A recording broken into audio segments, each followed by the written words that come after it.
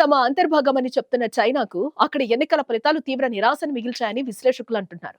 గతేడాది నుంచి తైవాన్లో అలజడులకు కారణమైన చైనాకు ప్రజా తీర్పు సరైన సమాధానం ఇచ్చిందన్న వాదనలు వెల్లువెత్తుతున్నాయి. అయితే అధికార పార్టీనే గెలుపొందడంతో భవిష్యత్తులో మరింత ఉద్రిక్తతలు తప్పవన్న అంచనాలు వినిపిస్తున్నాయి.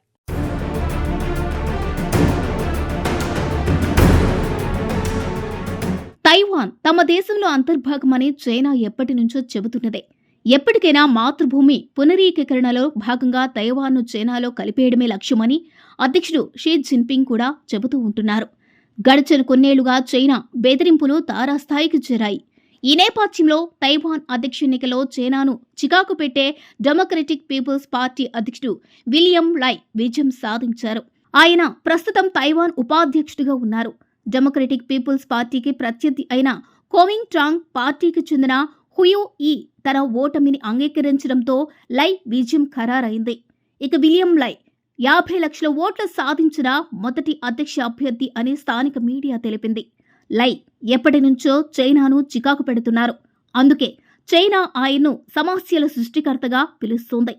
లై ప్రత్యర్థి కుమింటాంగ్ పార్టీ చైనాతో సంబంధాలు మెరుగుపరుచుకుంటామని ఎన్నికల వాగ్దానం చేసింది. లైకు ఓటు వేయొద్దని ప్రజలను అభ్యర్థించింది. తైవాన్ అధ్యక్ష ఎన్నికల బరిలో తైవాన్ పీపుల్స్ పార్టీ కూడా నిలిచింది. ఆ పార్టీ అధ్యక్ష అభ్యర్థి వెన్సీ తన ఓటమిని అంగీకరించారు.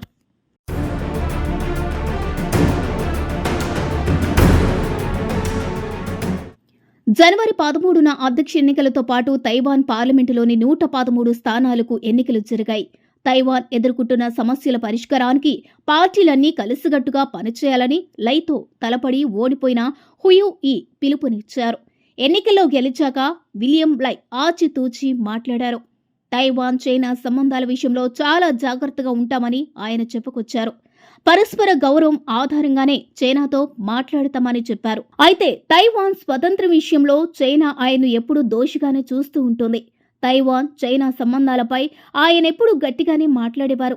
అయితే తన మునుపటి అధ్యక్షురాలు సై ఇంగ్ వెన్ మాదిరే తాను సమన్వయ విధానాన్నే అవలంబిస్తానంటూ అమెరికా లాంటి తమ మిత్ర దేశాలకు ఆయన చెబుతూ వస్తున్నారు. తైవాన్లో తాజా సాధారణ ఎన్నికల ఫలితాలు ఈ దేశంతో చైనా వ్యవహరిస్తున్న తీరును ప్రభావితం చేస్తాయని, ఉద్రిక్తతలు మరింత పెరిగే ప్రమాదముందని, దీని ప్రభావం ప్రపంచ ఆర్థిక వ్యవస్థపై పడుతుందని పలువురు నిపుణులు అభిప్రాయపడుతున్నారు. తైవాన్ ప్రస్తుత అధ్యక్షురాలు సై ఇంగ్ వెన్ తన పదవి నుంచి దిగిపోతున్నారు. ఆమె 2 సార్లు తైవాన్ అధ్యక్షురాలుగా పనిచేశారు.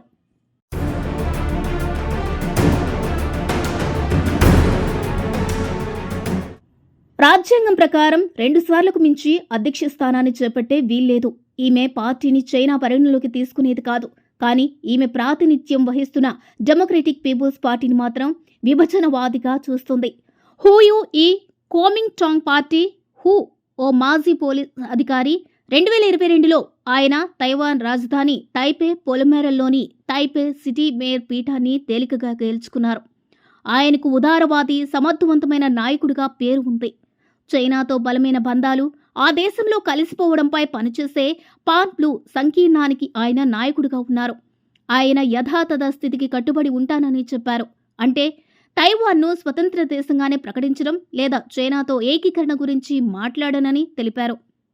ఇక కోవెన్సే తైవాన్ పీపుల్స్ పార్టీ కోవెన్సే 2014లో తైవాన్ రాజధాని తైపే మేయర్ పీఠానికి పోటీ పడ్డారు. ఆయన వృత్తిరీత్యా సర్జన్.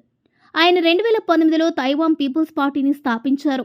తైవాన్ రాజకీయాలు బహుముఖంగా ఉండాలని అక్కడి యువత కోరుకుంటున్నారు.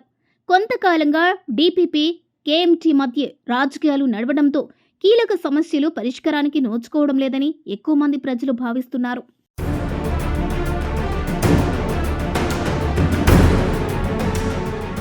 ఈ క్రమంలో తైవాన్ పీపుల్స్ పార్టీ వారికి ఆశాకిరణంలా కనిపిస్తుంది.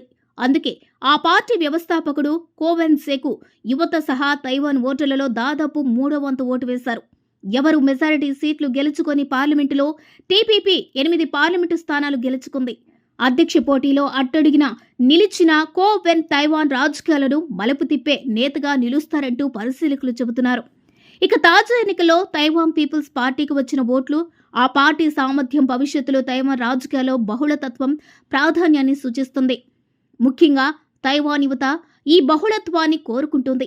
చైనా, తైవాన్ మధ్య ఉద్రిక్తతలను పక్కన పెడితే ఆర్థికాభివృద్ధి ఎంతో కీలకమని తైవాన్ యువత భావిస్తున్నట్లు అధ్యయనాలు చెబుతున్నాయి.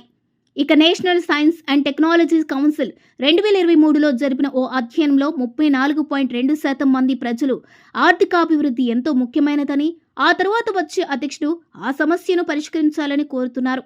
ప్రస్తుతం తైవాన్కు కొత్త అధ్యక్షుడిగా ఎన్నికైన లై చైనా అమెరికాలను దృష్టిలో ఉంచుకొని తన విధానాలను రూపొందించుకోవాల్సి ఉంటుంది.